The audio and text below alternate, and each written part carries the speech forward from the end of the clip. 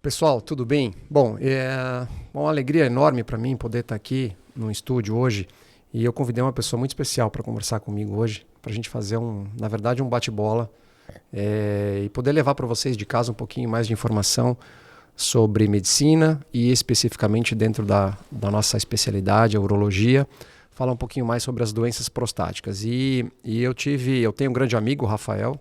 O Rafael, depois eu faço questão que ele se apresente aqui.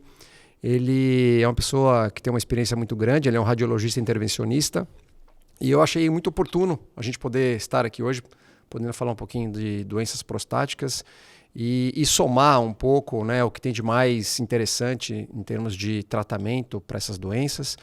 Então, Rafael está aqui na minha frente. Rafael, obrigado pelo aceito do convite aí, é muito bacana ter você aqui, é uma alegria enorme poder somar aí conhecimentos e especialidades distintas, mas que ao mesmo tempo são distintas, mas afins quando a gente fala de tratamento de próstata, né? Olá, tudo bem? Boa tarde. Dr. Fábio, agradeço imensamente o convite. É muito oportuno a gente, né, dar esse pontapé inicial e espero que seja o primeiro de muitos. Vídeos para discutir, eu acho que o principal aqui que são, além de novas tecnologias, o benefício do paciente, o que hoje em dia o paciente pode ter de melhor e de uma forma, né, obviamente transparente, ética, profissional. Então, lhe agradeço e estou à disposição para poder bater um papo aqui sobre as principais dúvidas e o que eu puder agregar no tema. Ah, que bom, Rafael. Rafael, assim, como eu disse, a gente vai tentar fazer um bate-papo mesmo, bem informal, até para o pessoal que nos assiste, o público leigo, que é o nosso maior interesse, né, de estar passando uma mensagem bem assim, já, vamos dizer, destrinchada e de fácil entendimento para o pessoal que está, né, nos assistindo pelas redes sociais, né? Então eu queria, até para a gente poder entender um pouquinho mais como a gente vai falar basicamente de próstata hoje, né? A gente tem aí uns 30, 40 minutos para bater um papo. Eu queria mostrar algumas imagens. Aqui na televisão a gente vai conseguir visualizar algumas imagens, um pouquinho da anatomia, para o pessoal poder entender o que é a próstata, onde é que ela fica, para que ela serve, enfim. E dali em diante, depois que a gente dissecar um pouquinho da anatomia, a gente vai falar um pouquinho das patologias e dos tratamentos que podemos, né, realizar hoje aí, que não são tão poucos não. A gente tem uma imagem aqui, só para mostrar para o pessoal. Isso, essa imagem aqui, na verdade, aqui é um pedaço da anatomia da pelve masculina e eu espero que vocês estejam conseguindo aí ver com uma certa nitidez. A próstata é essa estrutura que está aqui, é uma estrutura aí que o tamanho real dela é aproximadamente o tamanho de um morango, aproximadamente, uma noz, em torno de 20 a 30 gramas, e ela fica posicionada abaixo da bexiga, entre a bexiga e o corpo do pênis, né? E no meio da próstata a gente tem a uretra, então ela atravessa a próstata, cuja função da glândula, na verdade, Rafael, é produzir principalmente o líquido seminal, né? Eu acho que e o armazenamento desse líquido seminal é feito pelo complexo próstata-vesículas, né? Passa mais uma imagem para a gente mostrar aqui, mais um detalhe interessante. Isso aqui, na verdade, o intuito da gente mostrar aqui é que vocês estão observando ali em cima a bexiga e a uretra ela atravessa no meio da próstata, né? Então a gente vai falar logo na sequência dessa foto um pouquinho de uma doença que é muito prevalente no homem, que é a hiperplasia prostática benigna, Rafael. E aí eu vou querer até que depois você também traga um pouco da tua experiência para a gente nesse aspecto. Então vocês podem observar que a uretra passa bem no meio da próstata e consequentemente, a hora que a próstata, né, ela aumenta de tamanho com o envelhecimento masculino, essa uretra acaba sendo comprimida e aí alguns sintomas vão surgindo com o passar dos anos. Acho que pode passar a próxima imagem. Essa introdução que a gente está fazendo aqui é basicamente para, né, situar quem está nos assistindo aí na questão da anatomia, né? Porque muita gente às vezes não sabe muito bem onde fica e enfim. Então aqui é uma visão um pouco de trás aqui, onde a gente observa a bexiga e a próstata aqui em destaque e a uretra, como eu disse anteriormente, passando pelo meio da próstata, né? Então, com o crescimento prostático, vai haver um afunilamento desse trajeto e uma série de sintomas vão estar acontecendo. Né? Muito bem, Rafael, alguma consideração importante para fazer assim da anatomia, primeiramente? Assim, você que é um radiologista, intervencionista e que está olhando lá diretamente as imagens, ultrassom, ressonância, etc., mas alguma consideração importante em termos radiológicos? Assim? O que você acha? Bom, eu gosto, obviamente, de mostrar tanto para os meus pacientes quanto para os médicos, enfim, todo mundo que tem interesse, já nas imagens como eu vejo a imagem do paciente. Né? Esse aqui é o exame que tem de maior acurácia hoje em dia para a gente avaliar não só o tamanho da próstata, mas as doenças da próstata, que é um exame de ressonância magnética. Né? Esse exame aqui, obviamente, é de um paciente que tem a próstata aumentada, mas eu trouxe justamente para a gente ver o que a gente consegue observar com esse exame. Esse é um exame como se a gente estivesse vendo o paciente cortado de perfil. Né? Então a gente tem aqui o osso da frente, né, que é o osso púbico. Aqui a gente vai ter toda essa glândula aqui, que já não é só mais uma nosa, aqui já é quase o tamanho de pelo menos uma maçã, né? É um tamanho bem aumentado. Não sei, eu não tenho... Peraí, então, Rafael, se eu estivesse pegando um indivíduo jovem de 30 anos, seria algo menor aqui, é isso? Bem menor, exatamente. Pelo menos metade da metade desse tamanho. Né? Isso aqui é uma próstata muito mais aumentada do que o normal. Para você ter ideia, né, o normal, como mencionasse, em torno de 20 a 30 gramas, né? Esse paciente aqui, ele tem uma próstata de 180 gramas. Né? Então, 6 vezes o valor normal, certo?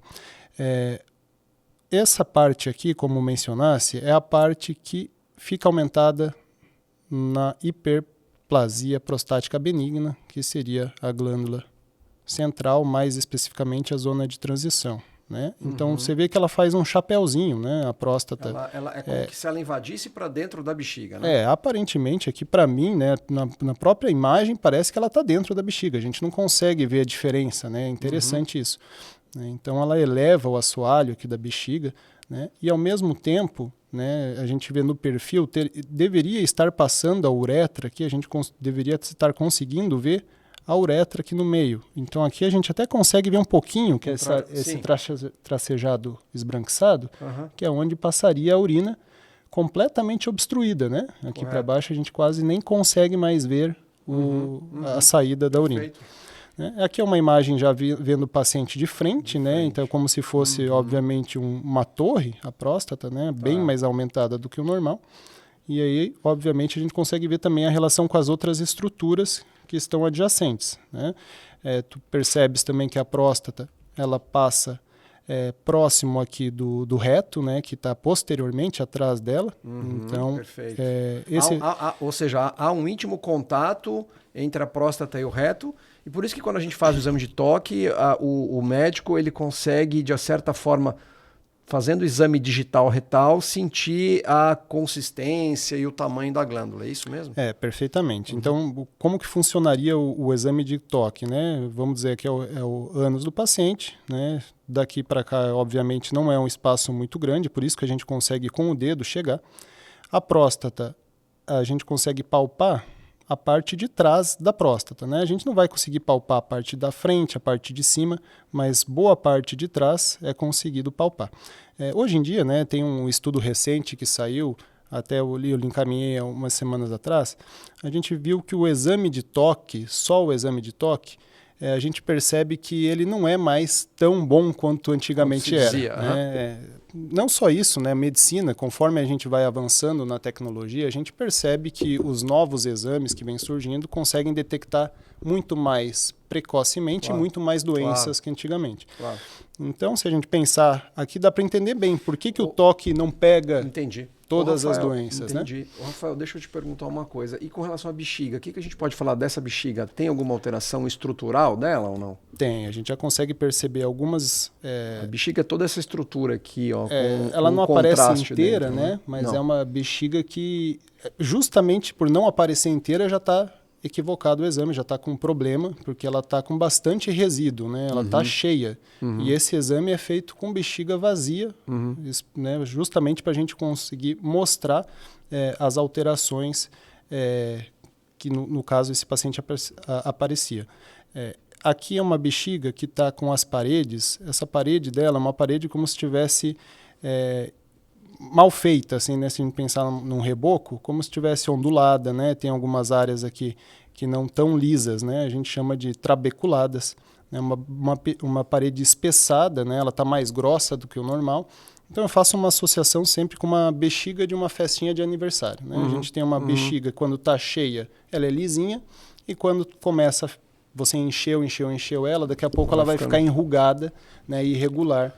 E essa associação que eu costumo fazer. Isso é importante que o Dr. Rafael está falando, porque o que a gente fala para o paciente no consultório, né? Por que a bexiga fica espessa? É uma questão de fisiologia. Ela tem que vencer uma resistência causada pela próstata. A próstata obstrui, ela comprime a uretra, e a hora que ela exerce essa compressão, a bexiga, ela tem que, de alguma forma, ela tem que resolver o problema de jogar a urina para fora. Só que isso, ao longo de anos, meses e anos, repetidas vezes, vai fazendo com que esse músculo da bexiga, que também é um órgão musculoso, ele vai ficando esse músculo mais espesso. E é justamente essa espessura, essas trabeculações que o Dr. Rafael está falando, que vão ser responsáveis por essa alteração estrutural da bexiga. E a bexiga, infelizmente, assim, nesse caso é uma situação ruim, porque a bexiga ela foi feita para ser fina, para ser delgada. Por quê? Essa parede fina que confere à bexiga a capacidade de complacência. Então, o que é a complacência que a gente fala para os pacientes? É justamente isso, quer dizer, você armazenar grandes volumes a baixas pressões. A partir do momento que você tem uma bexiga espessa, você diminui a complacência dessa bexiga e aí o paciente que já está obstruído começa a ter mais dificuldade para urinar ainda porque a bexiga vai se desfuncionalizando, né? É mais ou menos isso, né, Rafael? A fisiologia da coisa. E aí, a partir daí, começa a ser uma bola de neve, né? A bexiga não funciona, ela acaba gerando mais problemas, a próstata continua crescendo, não esvaziando, aí gera as complicações que a gente sabe, né, que ocasionam com a próstata aumentada. Né? A maioria dos pacientes, mesmo tendo uma próstata aumentada, inicialmente não tem sintoma. Né? É uma doença do envelhecimento. Né? Todo paciente vai ter a próstata um crescimento no decorrer dos anos. Né? Tu podes explicar isso melhor do que eu, pela exposição hormonal, obviamente. E a partir de 60 anos, a gente costuma dizer que a cada ano que o paciente vai envelhecendo, a próstata vai crescendo um pouquinho. Como é um crescimento geralmente lento, o paciente vai se adaptando. Né? É verdade. Hoje, uma próstata grande para um paciente jovem vai gerar muito sintoma. Daqui 50 anos, acredito que não tantos sintomas. Então, a maioria dos homens vão empurrando com a barriga, né? Vão empurrando com a barriga, até que, infelizmente, muitos deles já chegam em situações drásticas. E aí, obviamente, os tratamentos, quanto mais grave, a gente perde um pouco a quantidade de técnicas possíveis. E a eficiência, né? Também, o resultado final, né? E a eficiência. A gente consegue voltar naquela imagem, na última imagem da anatomia, depois a gente vai voltar na radiologia. Isso, pode passar adiante, passa a próxima, por gentileza. Aqui eu só quis ilustrar aqui, a próstata é essa bolota grande que vocês estão vendo aqui. E aí eles cortaram em camadas, né, de forma ilustrativa, mostrando que a área que está mais esverdeada ali é a zona de transição, que o Dr. Rafael até falou na ressonância, que é a zona que mais cresce, é onde a próstata, né, que é uma glândula, com o envelhecimento acaba crescendo essa área esverdeada e é ela que faz a compressão da uretra, diminuindo então o calibre da uretra e o fluxo urinário. E essa parte mais externa da glândula é a parte onde a gente vai dar uma pincelada depois nisso, é onde a gente tem a maior incidência das lesões tumorais, os tumores, os cânceres de próstata. Eles não têm íntima relação com a uretra, né? Eles não têm tanta afinidade pela zona de transição, mas sim pela zona periférica. Não que não possam estar nas outras, mas principalmente na zona periférica.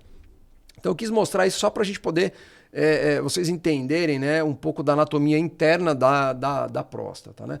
Pode passar só o próximo para a gente poder discutir, Rafael. Perfeito, né, Rafael? Isso aqui, Rafael, é exatamente o que você estava falando, né?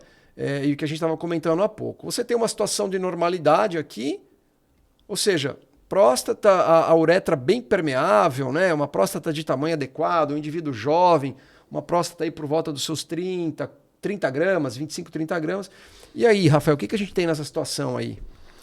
Bom, Fábio, tu vê exatamente aquilo que a gente viu no exame de ressonância, e depois eu volto a mostrar aqui no computador, o que aconteceu naquele paciente que eu estava mostrando, né?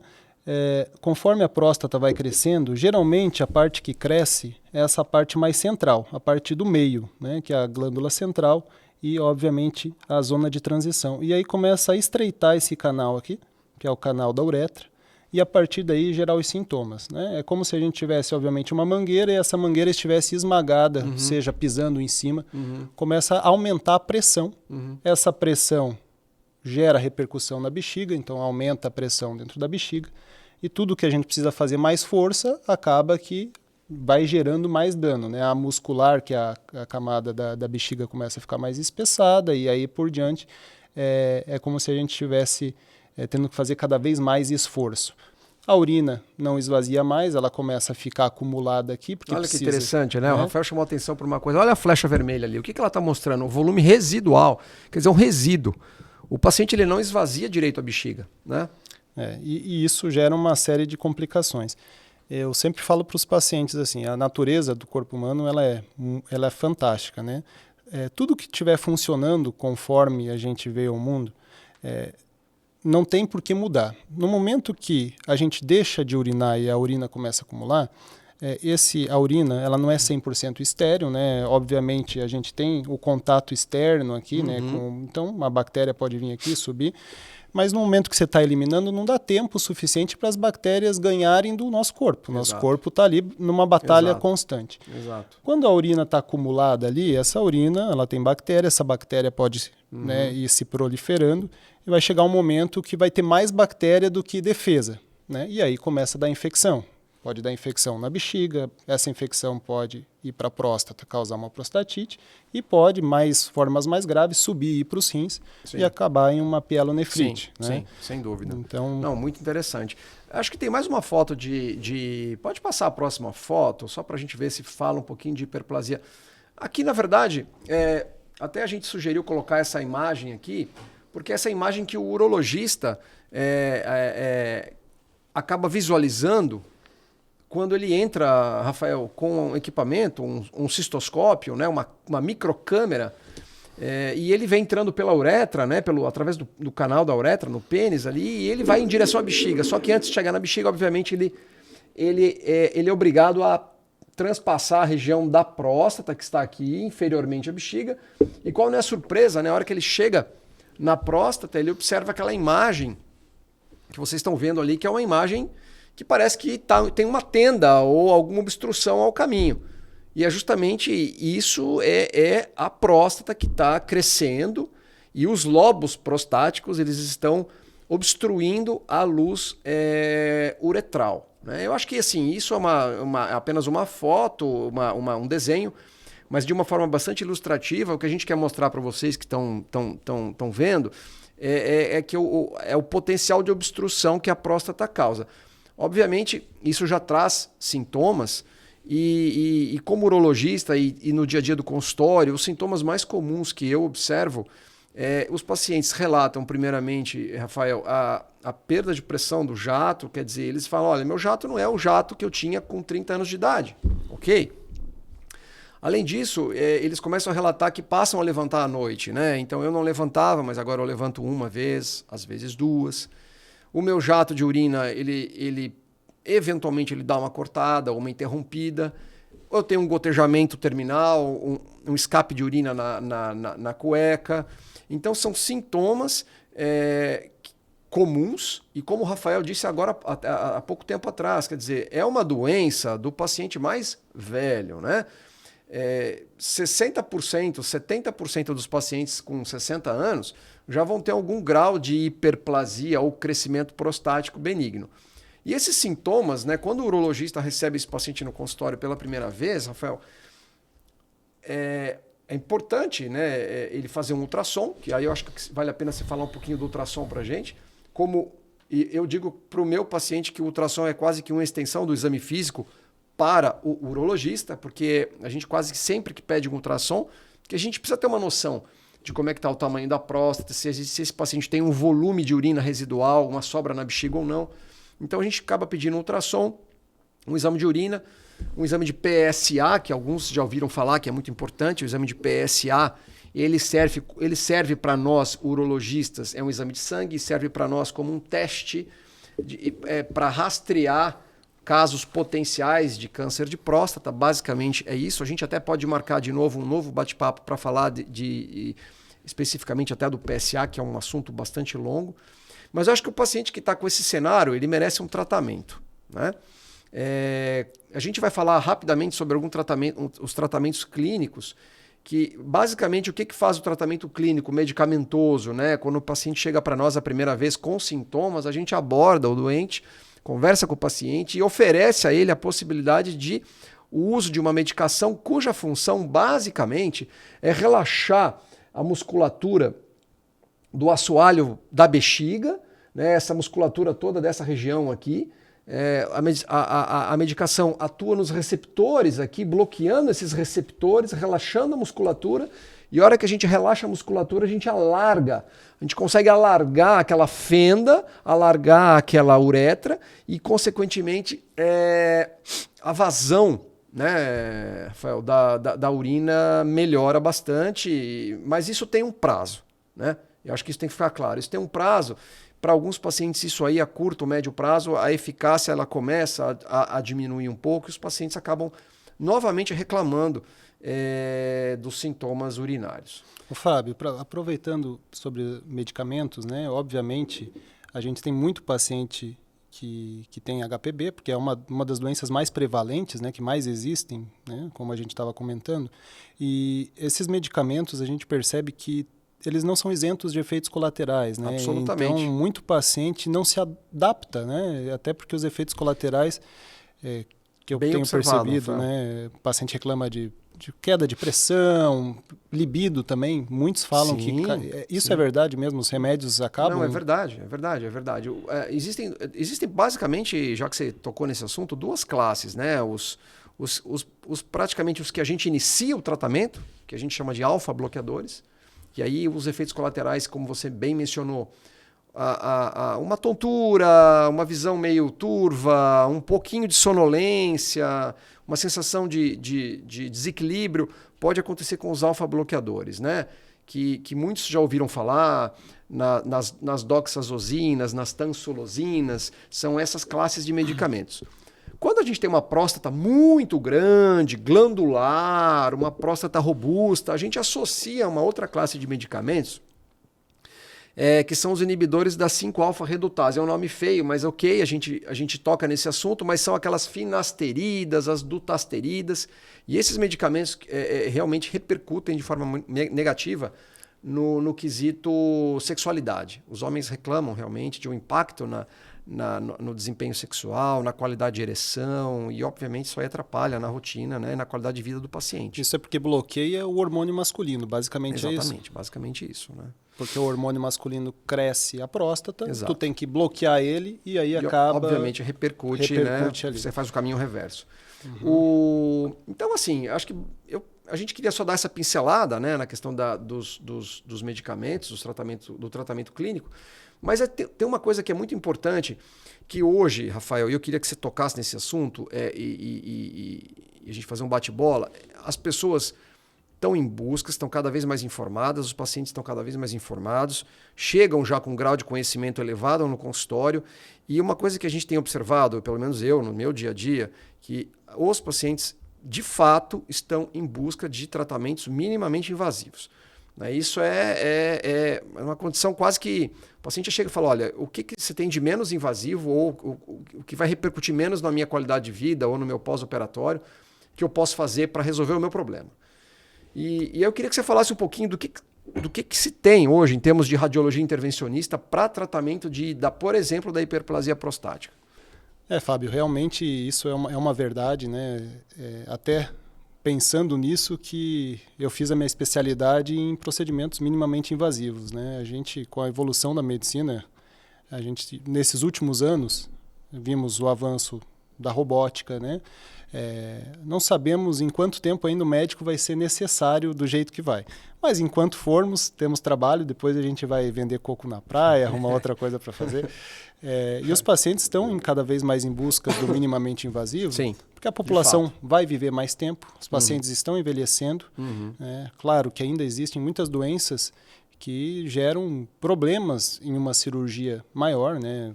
Paciente com doença de coração, às vezes... Comorbidades no geral, né? Comorbidades, não pode fazer cirurgias mais de risco.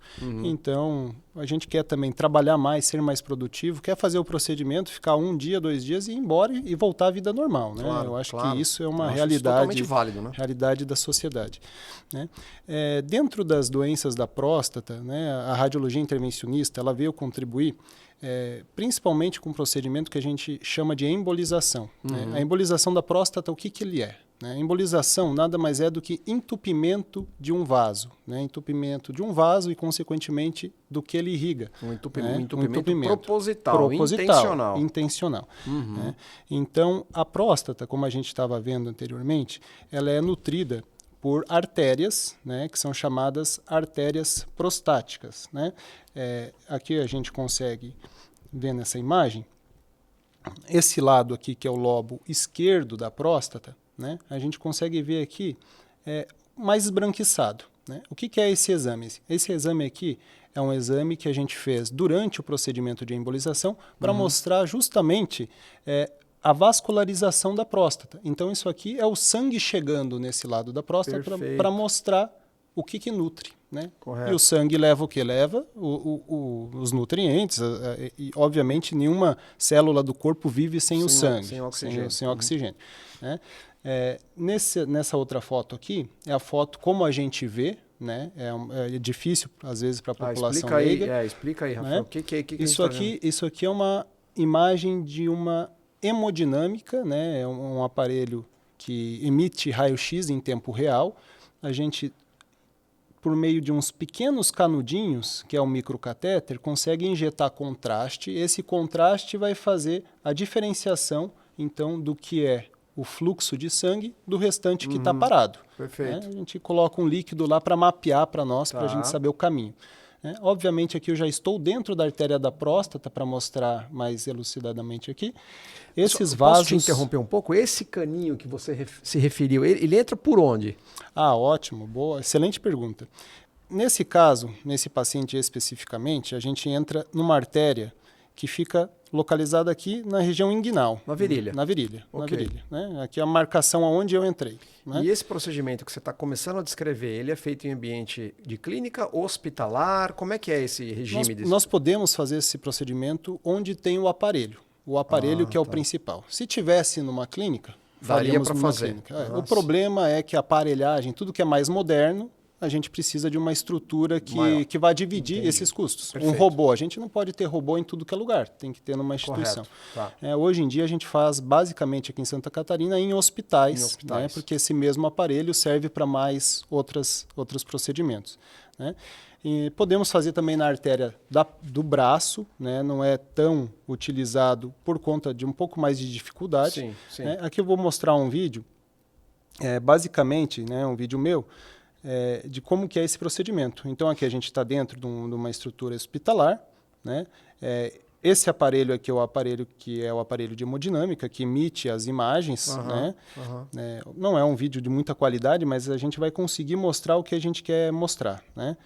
Então, basicamente, aqui vou mostrar com um pouco mais de detalhe a punção, que é basicamente uma punção igual quando a gente vai tirar sangue. Perfeito. É uma agulhinha bem pequena. Correto. Né? A gente deixa essa agulhinha ali dentro, a partir dali passa materiais plásticos, tira a agulha, então fica o procedimento indolor. Né? A única dor que o paciente sente é a anestesia na pele, né? Para a gente entrar dentro da artéria.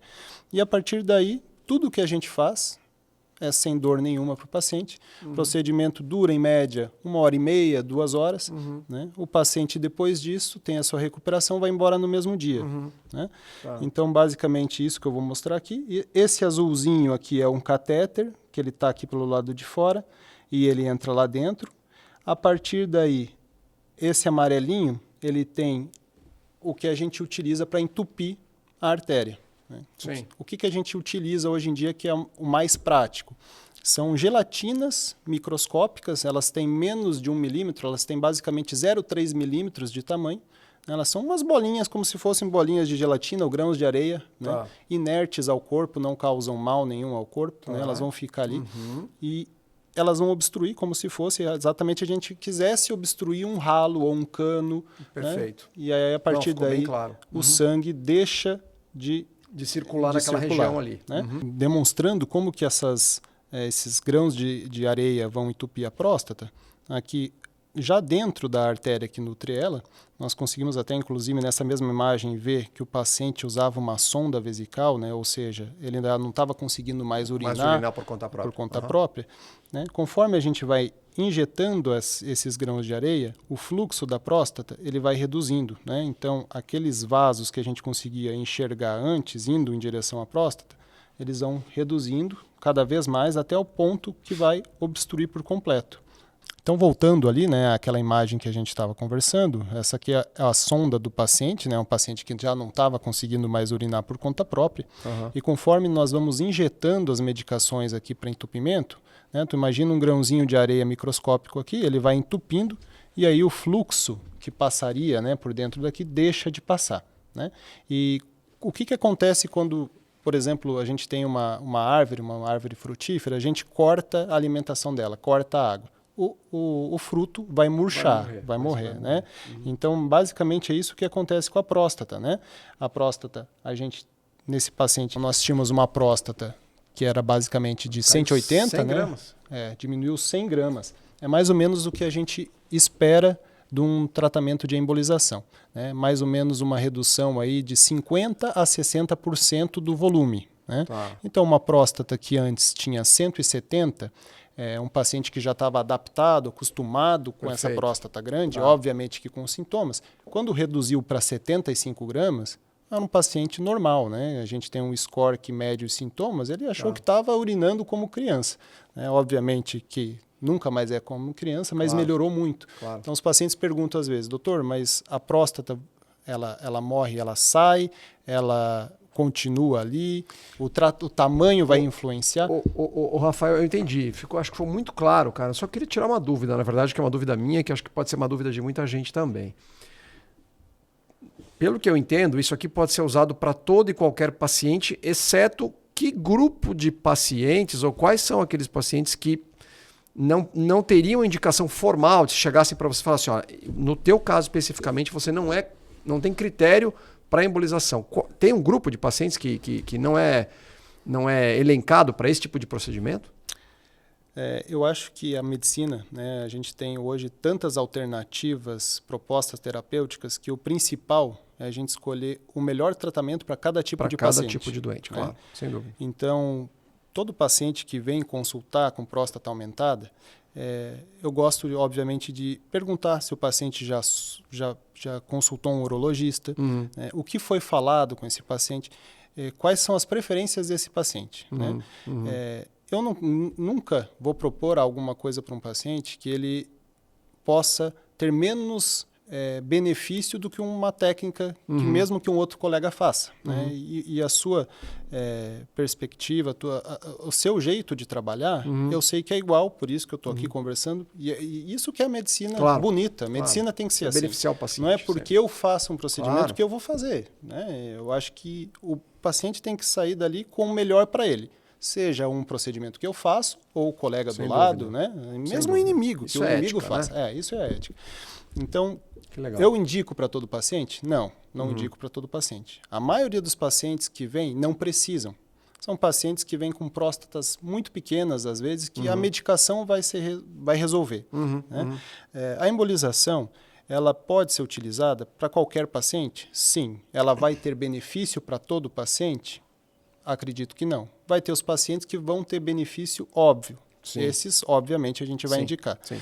E vai ter situações, como você bem perguntou, que eu prefiro dar a opção para o paciente fazer o que é melhor. Né? Claro. Vamos lá, vamos dizer que aconteceu essa semana. Chegou um paciente com uma próstata de 35 gramas. É uma próstata levemente aumentada, mas o paciente com muitos sintomas. 35 gramas com muitos sintomas. O que ele já tinha tomado 2, 3 tipos de remédio, com muito efeito colateral, então ele já queria algo a mais. Né? E esse paciente ele estava procurando um tratamento que fosse minimamente invasivo. E que não causasse tanto sangramento e nem tantos efeitos colaterais da parte de sexualidade e, obviamente, de continência urinária. Tá. E aí, obviamente, fui conversar com o paciente e falei, olha, a embolização ela não é tão adequada para o caso do senhor. Né?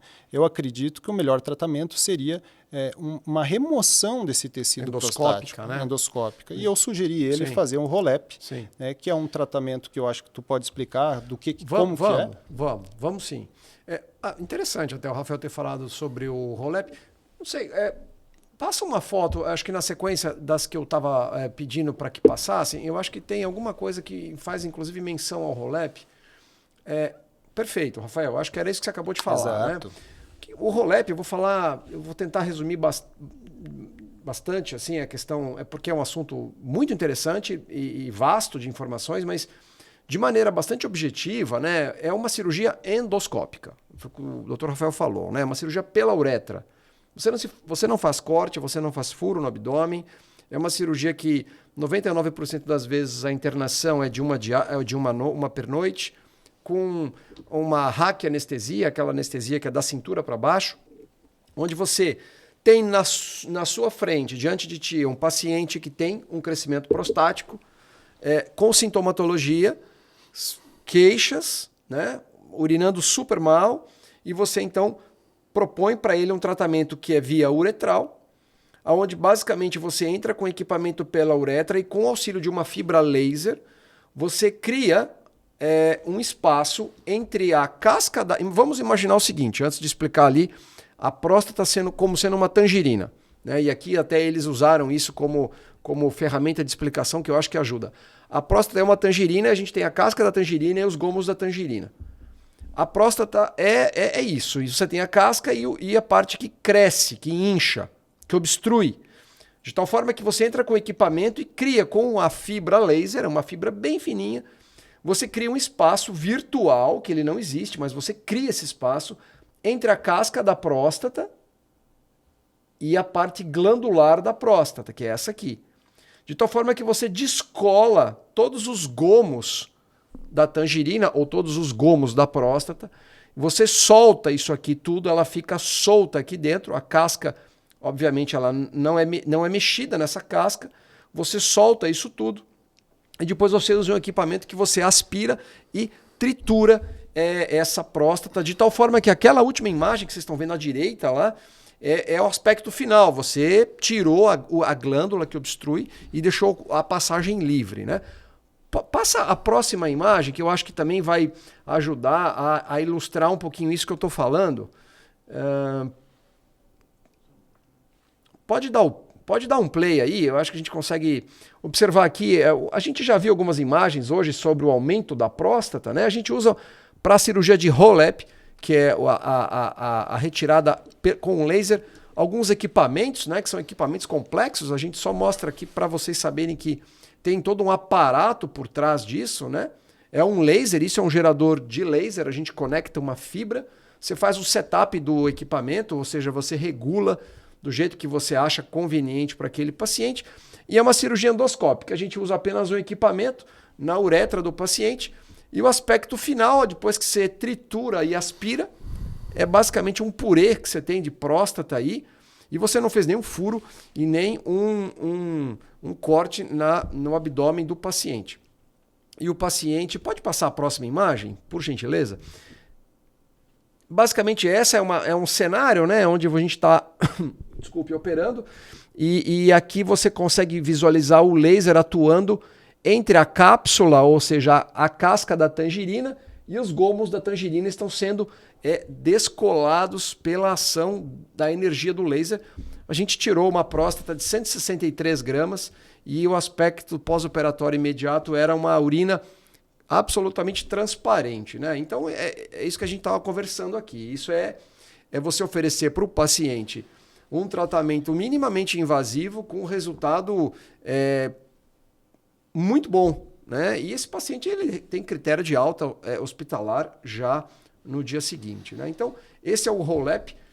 A gente tem feito bastante, né, esse tipo de tratamento cirúrgico, mas é uma opção a mais, na verdade, né, do que essas que a gente está falando. Né? Fábio, eu acho que ficou excepcional essa ilustração, essa analogia dos gomos de tangerina. Eu sempre usei a ameixa para os meus pacientes, né, para falar... Acho que tem que mudar para tangerina. Tangerina agora ficou bom, porque a ameixa já ficou pequeno demais, né? Hoje em dia não tem mais ameixa, né? E o que eu penso, né, que, obviamente, se a gente pudesse, para todos os pacientes, oferecer o que há de melhor, seria fantástico. Mas o problema é questão financeira, custo, Sim. financiamento de plano, financiamento de governo, né? Tem muito paciente que não tem plano de saúde e, infelizmente, a gente tem aí procedimentos que quanto mais recente, mais moderno, o custo tende a ser mais elevado. Né? Felizmente, a gente tem cada vez mais conseguindo baratear esses custos. Né? Claro. Então, assim, obviamente, hoje a gente sabe que o primeiro tratamento de próstata, pelo que eu sei, e me corrija se eu estiver errado, pacientes tomarem medicação, que é um remédio barato, né? Todo mundo tem acesso. Isso. Os pacientes que não vão bem, não têm melhora esperada ou efeito colateral, aí a gente começa na sequência de procedimentos disponíveis. Né? Tu consegue citar quais são esses tratamentos, se você consegue realizar eles todos, claro, se você tem todo esse leque para oferecer para o paciente? Claro. Eu quero até, antes de responder a tua pergunta, Rafael, assim, a gente está falando hoje, basicamente, aqui nesse bate-papo, a gente está na parte final aí do nosso bate-papo, mas é sobre hiperplasia prostática. A gente não vai falar de câncer de próstata hoje, a gente vai deixar isso para uma próxima ocasião, e é um papo bastante interessante também. Mas respondendo a tua pergunta, né? Então a gente tem aí a primeira linha, que seriam os medicamentos, depois a gente tem que pensar sim na embolização, porque é um tratamento que você mostrou por A mais B que tem N vantagens e é um procedimento, vamos dizer assim, extremamente minimamente invasivo. Né? O roll-up é uma opção que tem crescido muito. A gente pode fazer aquele tipo de cirurgia, vocês viram que a gente mostrou ali uma próstata de 163 gramas saindo pela uretra mastigadinha, triturada, né? Eu poderia ter feito uma prostatectomia, ou seja, uma retirada dessa próstata com auxílio do robô? Poderia. Mas eu tenho uma cirurgia com anestesia geral, eu tenho uma cirurgia que eu tenho 6 orifícios no abdômen, eu tenho uma cirurgia que esse paciente fica em uma posição que a gente chama de Trendelenburg, ele fica meio inclinado na mesa cirúrgica por um tempo um pouco maior. É uma cirurgia factível, super tranquilo, o paciente fica super bem. A gente já fez vários procedimentos como esse. Mas a hora que você confronta isso com o roll-up, você começa a se questionar. Né? Não tem o que está certo ou o que está errado. Né? É o que o Dr. Rafael falou. A gente tem que propor para o doente o que for melhor, cada caso tem que ser analisado individualmente, né? E propor para o doente o que for de melhor. Agora, Rafael, está cada vez mais em desuso aquelas ressecções tradicionais da próstata. Né? A RTU que tu tá RTU, falando, né? Que muitos já fizeram, já foram submetidos e ainda é feita, e ainda é um padrão ouro. A gente pode dizer que ainda é um padrão ouro de tratamento por ser de grande acesso e ter bons resultados. Ela não merece nenhum desmerecimento aqui, muito pelo contrário. Mas, claro, é uma tecnologia que já está ficando para trás quando você confronta com o roll-up. Sim, né? Sim, perfeito. Então, e até as prostatectomias abertas, né? Quando a gente tem um paciente com próstatas enormes, aí você fazia uma incisão abdominal para retirar a próstata.